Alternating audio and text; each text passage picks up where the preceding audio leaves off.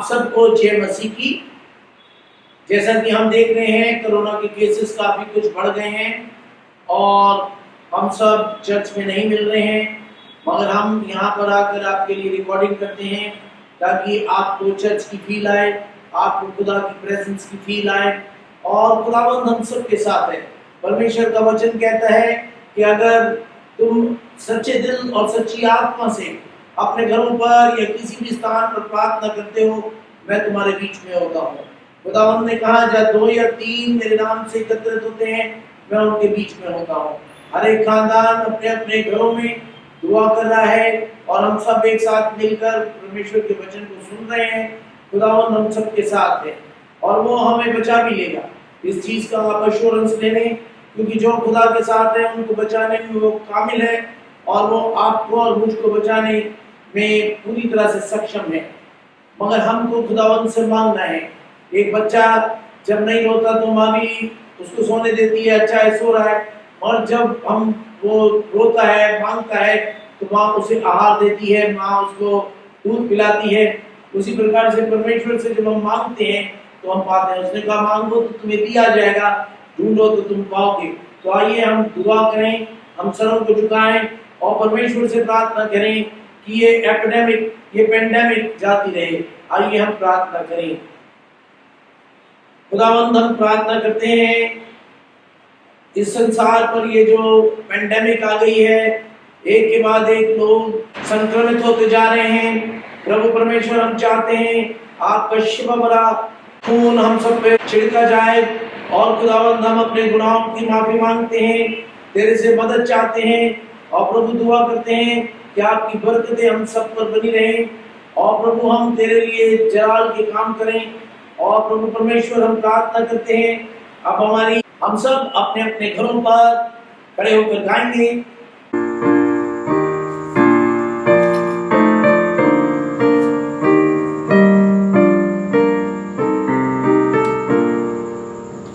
Love divine, no love's excelling, joy of heaven to earth come down, makes in us thy humble dwelling, all thy faithful mercies crown.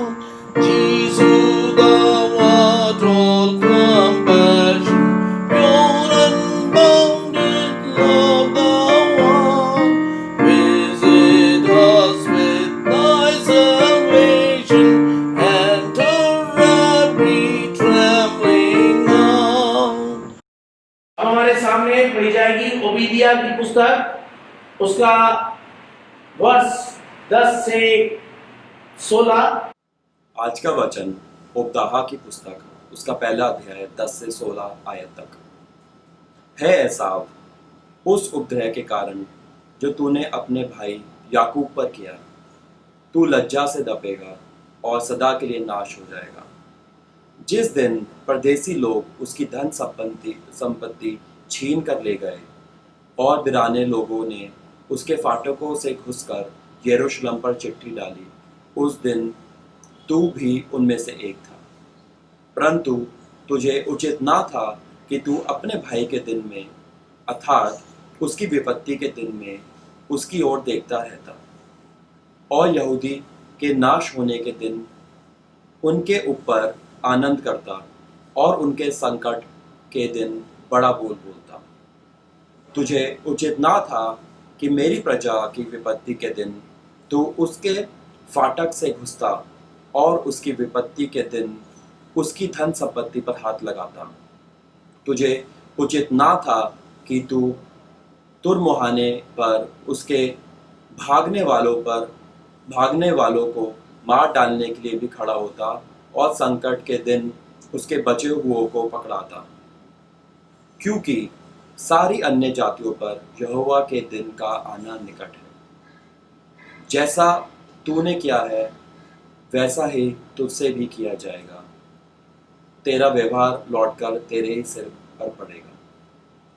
जिस प्रकार तूने मेरे पवित्र पर्वत पर पिया, उसी प्रकार से सारी अन्य जातियां लगातार पीती रहेंगी, वरन वे सुड़क सुड़क कर पिएंगी और ऐसी हो जाएंगी जैसे कभी हुई ही नहीं। आमीन। आइए हम अपने सरों को खुदा के हजूर झुकाएं। May the words of my mouth and the meditations of all our hearts be acceptable in thy sight, O Lord, our strength and our redeemer. Amen. अभी हमारे सामने पढ़ी गई ओबीदिया की पुस्तक, उसकी वर्ष 10 से 16, और अगर हम देखें इस बुक की 6ठी आयत को अगर हम पढ़ें तो वहाँ वो जो प्रॉफिट ओबीदिया है वो किसको लिख रहा है? वो लिख रहा है डिसेंडेंट्स ऑफ ईसाऊ को। अब ईसाऊ के जो डिसेंडेंट्स थे, जो उसके वंशज थे, उन्होंने जब इजराइल के लोगों पे प्रॉब्लम आई तो उन्होंने क्या किया? उन्होंने उनको रॉब कर लिया, उनकी चीजों को लूट लिया, उनको पकड़वा दिया, उनको मरवा दिया, और इस बात से परमेश्वर का गुस्सा उन लोगों पे आ गया। हम देखते हैं ईसाऊ और जेकब 2 भाई थे, और ईसाऊ और जेकब जो थे वो उनके जो वंशज थे उनके अंदर भी थोड़ी सी कुछ कीना रहा, और उन्होंने जब इजराइलियों के ऊपर प्रॉब्लम आई, यानी जेकब के बच्चों के ऊपर प्रॉब्लम आई, तो उन्होंने जेकब का साथ नहीं दिया, और इसलिए खुदावंद का गुस्सा आ गया। और ओबीदिया के द्वारा परमेश्वर ने क्या कहा? Because you robbed and killed your brothers, क्योंकि तुमने अपने भाइयों को लूट लिया है और तुमने उनको मार दिया है। द डिसेंडेंट्स ऑफ जेकब, जो कि डिसेंडेंट्स ऑफ जेकब थे, you will be destroyed and dishonoured forever, क्योंकि तुमने ऐसा किया है इसलिए तुम लोग डिस्ट्रॉय किए जाओगे and you will be dishonoured forever. You stood aside on that day when enemies broke down their gates. यानी जिस समय enemies उनके gates को तोड़ रहे थे, तुमने अपने हाथ झाड़ लिए, तुमने साथ नहीं दिया। इसलिए खुदावंद यूं कहता है कि मैं भी तुम्हारे को forever के लिए destroy कर दूंगा। You were as bad as strangers who carried off Jerusalem's wealth and divided it among themselves. आपने अपने भाइयों की वेल्थ को लूट लिया, उनको पकड़वा दिया, इसलिए मैं तुम्हारे खिलाफ खड़ा हूँ। हम क्या देखते हैं कि जब भाई लोग आपस में लड़ रहे होते हैं, जब वो एक दूसरे का भला नहीं चाह रहे होते, एक दूसरे का बुरा करने के लिए प्लानिंग बना रहे होते हैं, खुदावंद उनको वॉच कर रहा होता है। और जब खुदावंद वॉच करता है तो वो क्योंकि एक वो बाप है, और बाप सब बच्चों की केयर करना चाहता है। और जो लोग अपने मन में दूसरों के खिलाफ बुरा सोचते हैं, बुरी प्लानिंग करते हैं, खुदावंद कहता है मैं उनके विमुख खड़ा होकर उनके सारे कामों को खत्म कर दूंगा। They will be destroyed and dishonored forever। यानी मतलब किसी इंसान को अगर खुदा डिस्ट्रॉय करने लगे तो उसको कोई नहीं बचा सकता, और अगर खुदावंद किसी के साथ खड़ा है तो उसके चाहे लाख दुश्मन भी हो, कोई उसको फतन नहीं कर सकता, उसको गिरा नहीं सकता, क्योंकि God is a total security. खुदावंद हमें बचाने को तैयार है, मगर वो कहता है तुम्हारे अंदर कुछ क्वालिटीज होनी चाहिए। मेरे बच्चे बनने के लिए तुम्हें मेरी जैसी थिंकिंग रखनी है। खुदावंद ने जो अब हम गॉस्पेल को जब हम पढ़ेंगे तो हम देखेंगे कि यीशु की थिंकिंग कैसी थी, मगर अभी हम इस बात को पढ़ रहे हैं कि what did they do? You should not have gloated over the misfortunes of your brothers in Judah. तुम्हें उनके ऊपर चिंदी उड़ाने की या उनके ऊपर ठट्टा करने की कोई जरूरत नहीं थी। You should not have been glad on the day of their ruin।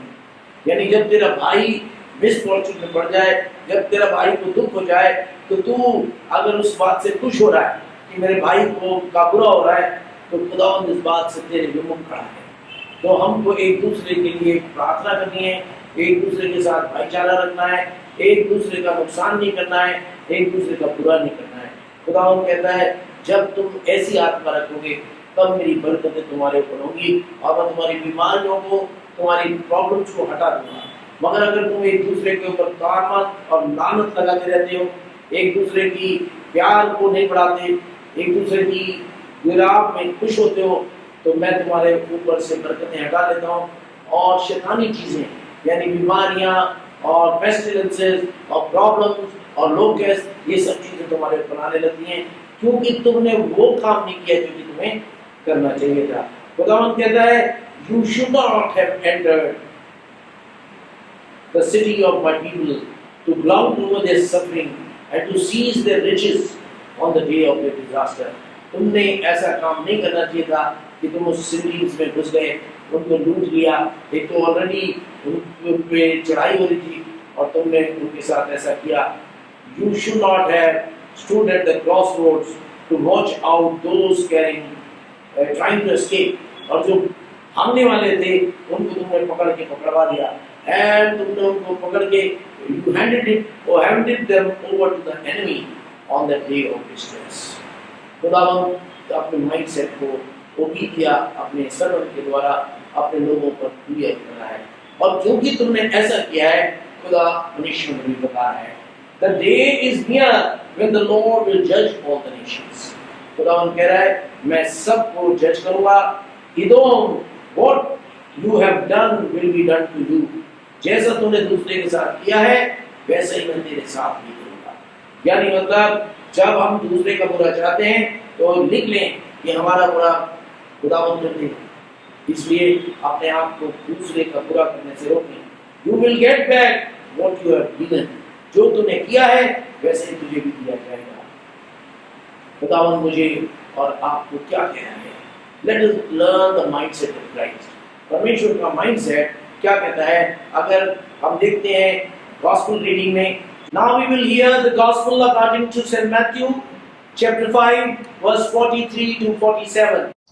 The Holy Gospel is taken from the Gospel according to St. Matthew, the 5th chapter, verses 43 to 47. Matthew chapter 5, beginning at verse 43. Glory to you, Lord Jesus. You have heard that it was said, you shall love your neighbor and hate your enemy. But I say to you, love your enemies and pray for those who persecute you, so that you may be sons of your Father who is in heaven. For he makes his sun rise on the evil and on the good, and sends rain on the just and on the unjust. For if you love those who love you, what reward do you have? Do not even the tax collectors do the same? And if you greet only your brothers, what more are you doing than others? Do not even the Gentiles do the same? This is the gospel of Christ. Gospel of Matthew chapter 5 verse 43 क्या कहती है? 43 to 47। You have heard that it was said, love your friends and hate your enemies। खुदावंद कहता है तुमने सुना है कि कहा था कि तुम अपने दोस्तों से दोस्ती रखना और अपने दुश्मनों से दुश्मनी रखना। But now I tell you, मैं तुम्हें बताता हूँ कि love your enemies and pray for those who persecute you। यानी अपने फ्रेंड से तो फ्रेंडशिप सभी रखते हैं, मगर तुम अपने एनिमी से भी क्या करना? प्यार रखना। So that you may become the sons of your Father in heaven। ताकि तुम अपने बाप के बेटे और बेटी हो जाओ। यानी अगर हम अपने दुश्मनों से भी प्यार रखते हैं तो हम खुदा के बेटे और बेटी हैं। क्या हम खुदा के बेटे और बेटी हैं? हमको ढूंढने की जरूरत है, हमको देखने की जरूरत है, अपने अंदर झांकने की जरूरत है। क्या हमने जिन्होंने हमारा बुरा किया है, क्या हमने उनका भला करने की कोशिश की है? और अगर हम ऐसे नहीं हैं तो हमको अपने आत्मा को चेंज करने की जरूरत है, क्योंकि जब आत्मा चेंज हो जाएगी तब हम चेंज हो जाएंगे, हम परिवर्तित हो जाएंगे। और जब हम परिवर्तित हो जाएंगे तो हम बहुत सफल लाएंगे। जो कुछ हम मांगेंगे प्रभु हमें दे देगा। खुदावंद कहता है कि so that you will become the sons of your Father in heaven, for he makes his sun to shine on the good and the bad। खुदावंद जो है वो सबकी सुधि लेता है। Why should God reward you if you love only the people who love you? खुदावंद कहता है तुम मेरे से रिवॉर्ड पाना चाहते हो और तुम एक दूसरे का बुरा करना चाहते हो, एक दूसरे की बुराई में खुश होते हो, और इस तरीके से मैं तुम्हारे विमुख खड़ा हो जाता हूँ। If you want my blessings, अगर तुम चाहते हो खुदावंद मुझे ब्लेस करे, तो मेरी जैसी बातें करनी है, मेरी बातों पर चलना है, एक दूसरे को प्यार करना है, ना सिर्फ एक दूसरे को प्यार करना है, अपने दुश्मनों तक को प्यार करना है और उनके लिए भी दुआ करनी है ताकि सब में प्यार फैल जाए और तुम मेरे रोशनी फैलाने वाले दीपक बनो। खुदावंद की रोशनी को अपने अंदर रखना ही परम जीवन की अर्थ है। हम दुआ करते हैं, हम प्रार्थना करते हैं, मगर हमारा प्रार्थना और दुआ करना अगर हम एक दूसरे से प्यार नहीं करते, वो ठनठनाता पीतल और झनझनाती झांझ है। तो हम अपने आप को ना तो ठनठनाता पीतल बनाएं, ना झनझनाती झांझ बनाएं। We may follow the word of God. खुदावंद की रास्तों पे चलना ही जीवन है। अगर हम एक्ट्स की पुस्तक को देखते हैं तो वहाँ क्या लिखा है?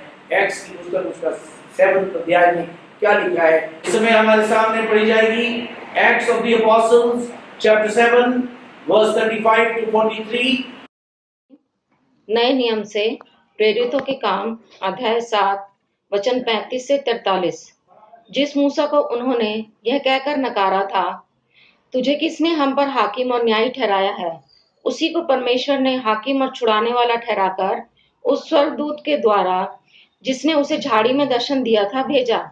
यही व्यक्ति मिस्र और लाल समुद्र और जंगल में 40 वर्ष तक अद्भुत काम और चिन्ह दिखा दिखाकर उन्हें निकाल लाया। यह वही मूसा है जिसने इजराइलियों से कहा, परमेश्वर तुम्हारे भाइयों में से तुम्हारे लिए मूसा एक भविष्यद्वक्ता उठाएगा।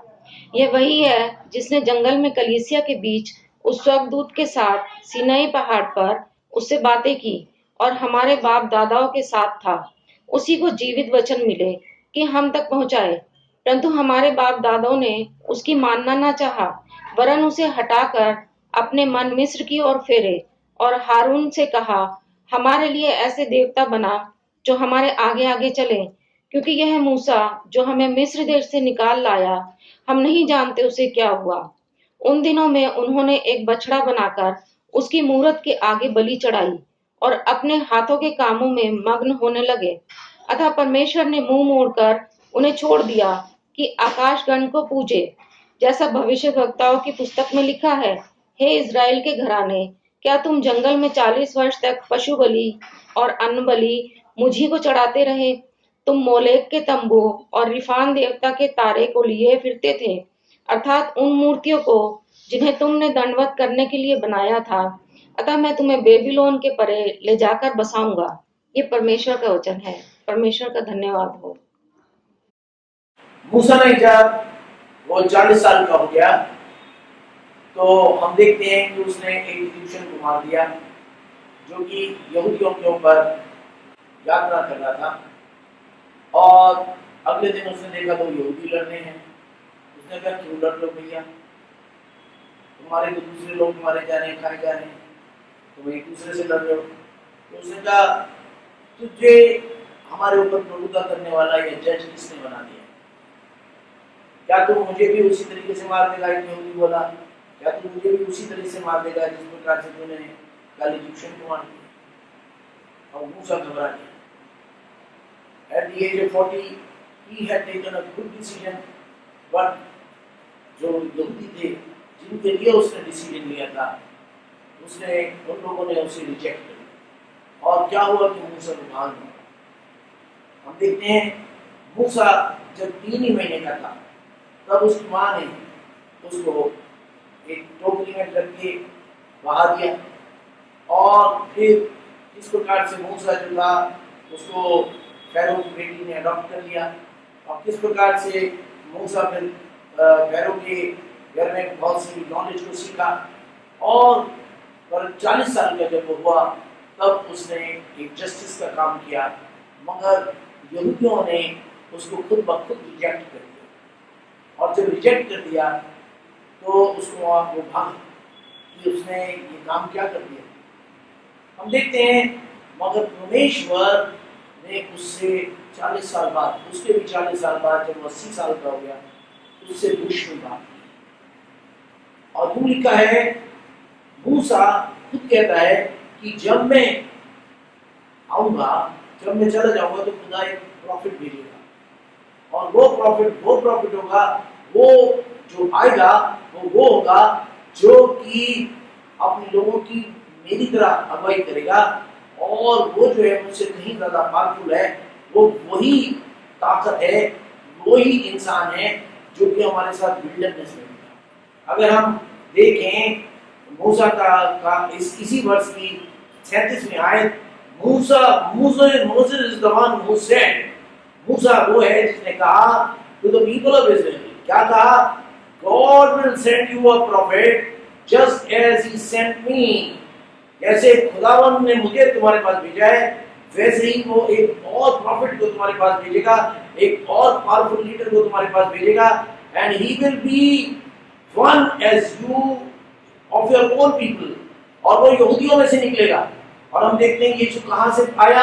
यीशु एक यहूदी था और वो यहूदियों में से ही आया था।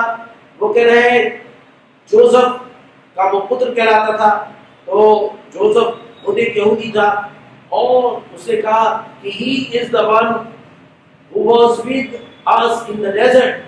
वो जो झाड़ी पे बात कर रहा था वो और कोई नहीं, यीशु खुद था।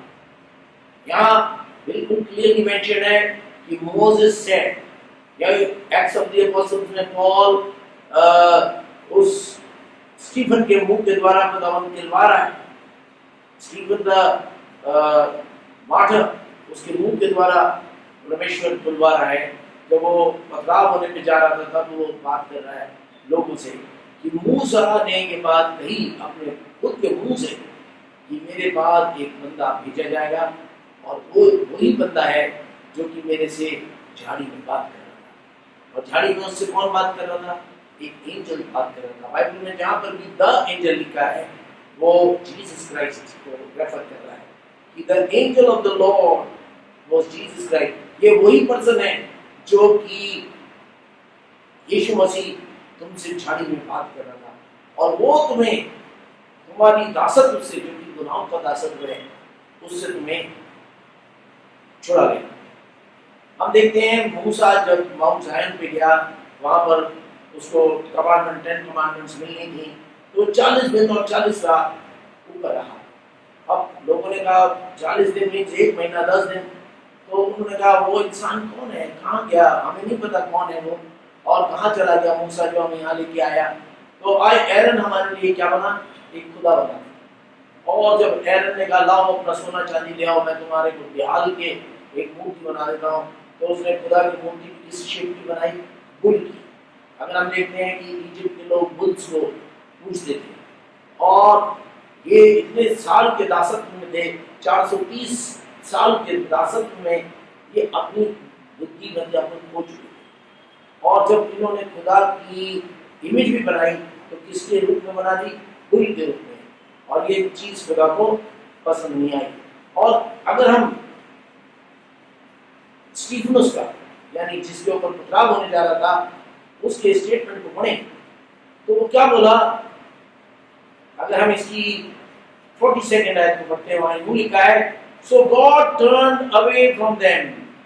इन सब कामों के कारण जो वो कर रहे थे, मूर्ति बना दी और ऐसा कर दिया, बुल की मूर्ति बना के पूजने लग गए, इन सब कामों के कारण खुदा उनसे दूर हो गया, और उसने he turned away from them and gave them over to worship the stars of heaven as it is written in the book of the prophets। और तब वो prophets की बुक को कोट करने लगा स्टीफनस, और उसने क्या कहा? People of Israel, it was not for me that you slaughtered and sacrificed the animals। यानी आए इज़राइल के लोगों, तुमने मेरे लिए एनिमल्स की कुर्बानी नहीं चढ़ाई। For 40 years in the desert, it was the tent of the god of Molech that you carried। यानी वो अपने साथ किस चीज को लेके चल रहे थे? एक उन्होंने टर्बनेकल बनाया था और टर्बनेकल को लेके चल रहे थे। मगर यहाँ पर क्या लिखा है? It was the tent of god Molech that you carried and the image of Rephan, your star god। They were the idols that you had made to worship, and so I will send you into exile beyond Babylon। यानी मतलब कि परमेश्वर आज मुझे और आपसे कह रहा है कि आप अपने दिल में क्या लिए हुए हो। इस समय हमारे सामने पढ़ी जाएगी Acts of the Apostles chapter 7 verse 44 to 53। Acts chapter 7 verses 44 to 53। Our ancestors had the tent of presence with them. In the desert, it had been made as God had told Moses to make it according to the pattern that Moses had been shown. Later on, our ancestors who received the tent from their fathers carried it with them when they went with Joshua and took over the land from the nations that God drove out as they advanced. And it stayed there until the time of David. He won God's favor and asked God to allow him to provide a dwelling place for the God of Jacob. But it was Solomon who built him a house. But the Most High God does not live in houses built by men. As the prophet says, "Heaven is my throne," says the Lord, "and the earth is my footstool. What kind of house would you build for me? Where is the place for me to live in? Did not I myself make all these things? How stubborn you are," Stephen went on to say. "How heathen your hearts, how deaf you are to God's message. You are just like your ancestors. You too have always resisted the Holy Spirit. Was there any prophet that your ancestors did not persecute? They killed God's messengers, who long ago announced the coming of his righteous servant. And now you have betrayed and murdered him.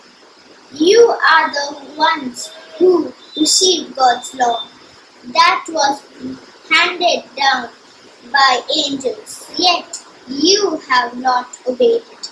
This is the word of the Lord. Thanks be to God. कई बार हम दिल में प्रभु का प्यार नहीं लेके बैठे हैं। हम क्या करते हैं, हम टैबरनेकल बनाने की बात करते हैं, मगर टैबरनेकल में कौन होना चाहिए? खुदा होना चाहिए। आपके दिल के मंदिर में कौन होना चाहिए? खुदा होना चाहिए। और वो खुदा आपके अंदर आएगा कैसे? जब तक आप परमेश्वर के वचन की गहराई में नहीं जाओगे। और परमेश्वर आपके अंदर होना चाहिए। परमेश्वर कह रहा है तुम मुझे जान लो, सबसे बुद्धि का काम है मुझे जानना। तो वो कह रहा है you carried but you were not carrying me. यानी हम अपने दिल में खुदा को लेके चले। Your ancestors had the tent of God's presence with them in the desert. तुम्हारे जो ancestor थे, पूर्वज थे, उनके पास खुदा का टेंट था in their presence, उनके बीच में ही तो था। It had been made as God had told Moses.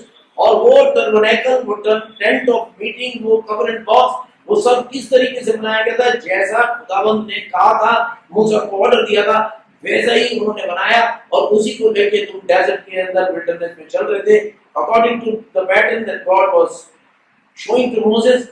Later on, your ancestors who received the tent from their fathers carried it with them, and they were with Joshua and took over the land from the nations that God drove.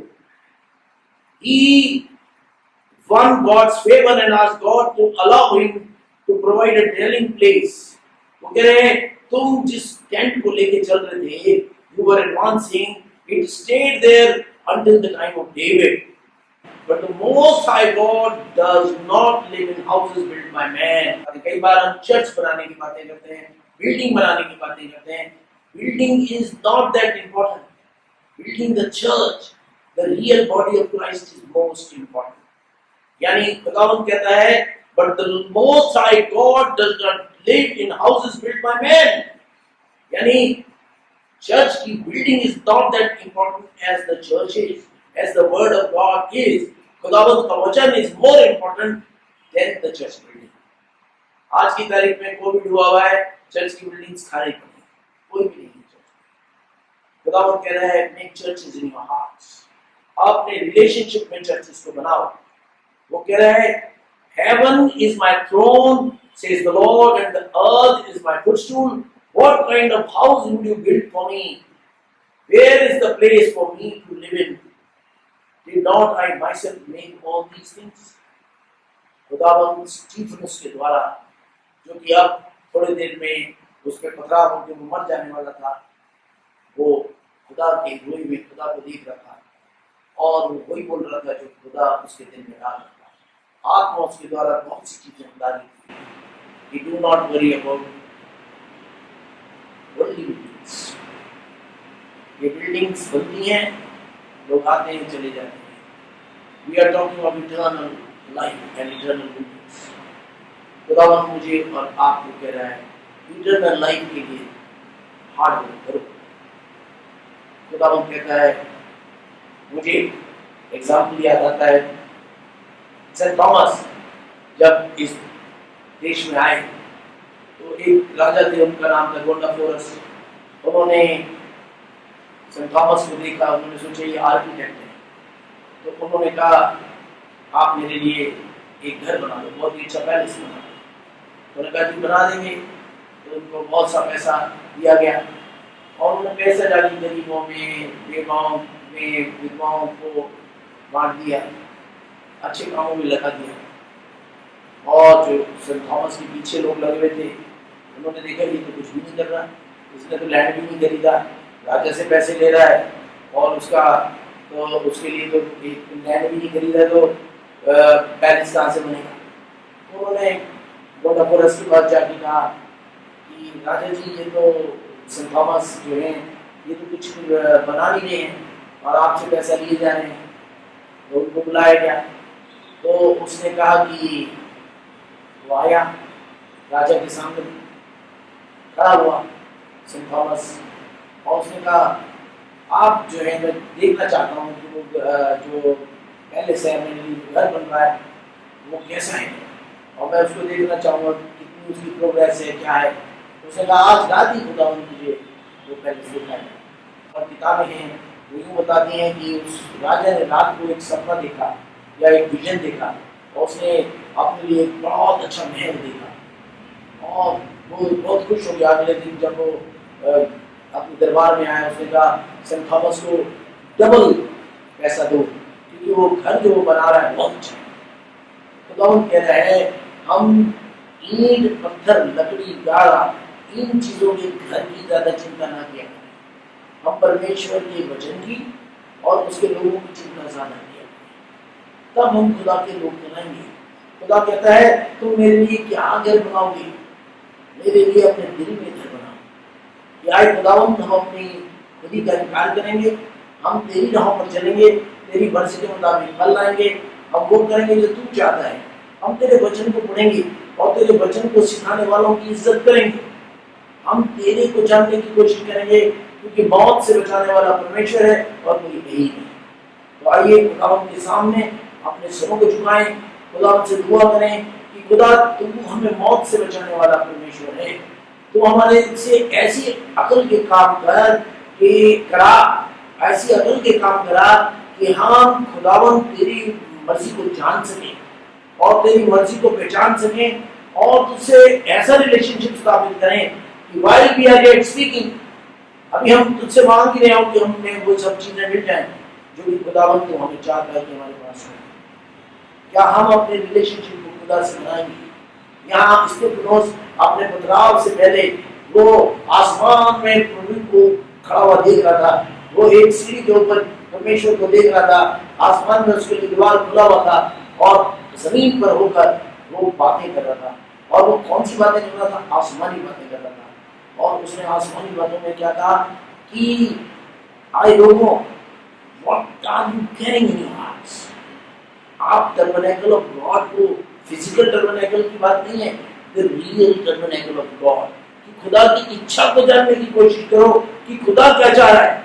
मैं तो ये चाह रहा हूं, आपके चाहने और ना चाहने से कुछ नहीं हो रहा। परमेश्वर क्या चाह रहा है उसको हम करें, तब परमेश्वर की बरकत जो समझ से बिल्कुल बाहर है आप मसीह यीशु के ज्ञान में सुरक्षित रखेगी। तब आप खुदावंत से रिलेशनशिप पालोगे और तब खुदावंत कहेगा कहाँ है आई बेटी, और आप कहोगे I am here, tell me lord तू क्या चाहता है। And while we will yet be speaking, अभी हम मांग ही रहे हैं खुदा हमारी सुनने का। तो कोविड समय में हमें बहुत दुआओं की जरूरत है, हमें बहुत प्रार्थनाओं की जरूरत है कि खुदाबंद हमें इस बीमारी से बचाए। बहुत से लोग जो हैं वो कोविड से सफर कर रहे हैं और हम उनके लिए भी दुआ करेंगे, क्योंकि खुदा ही सबको बचा सकता है। आइए हम दुआ करें। धन्यवाद देते हैं प्रभु परमेश्वर तेरे सुंदर वचन के लिए, जो हमें बताता है कि हम जमीनी चीजों के ऊपर ज्यादा ध्यान ना करा करें, क्योंकि जमीनी चीजें फानी हैं।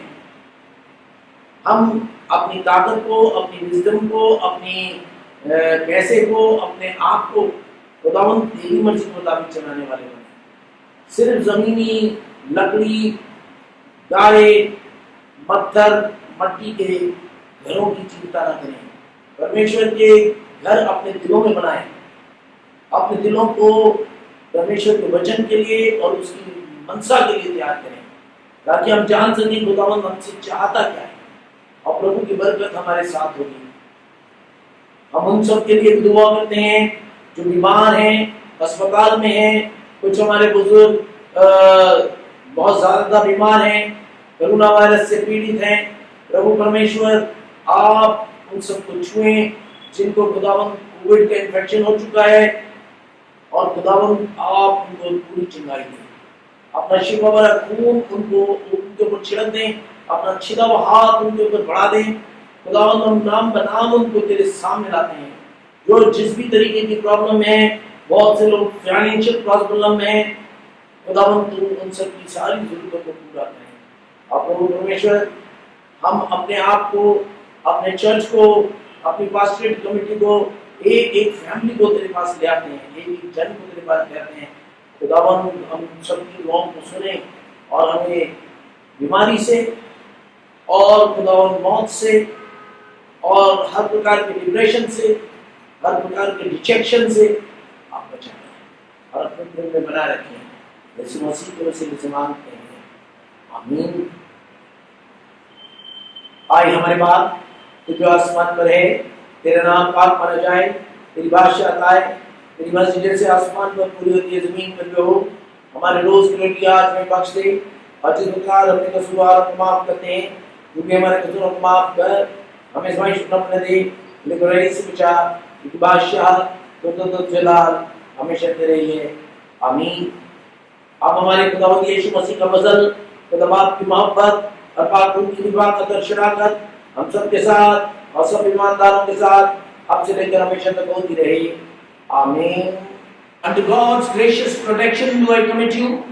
May the Lord cause His face to shine upon you, be gracious to you, and give you His grace to follow Him. Amen.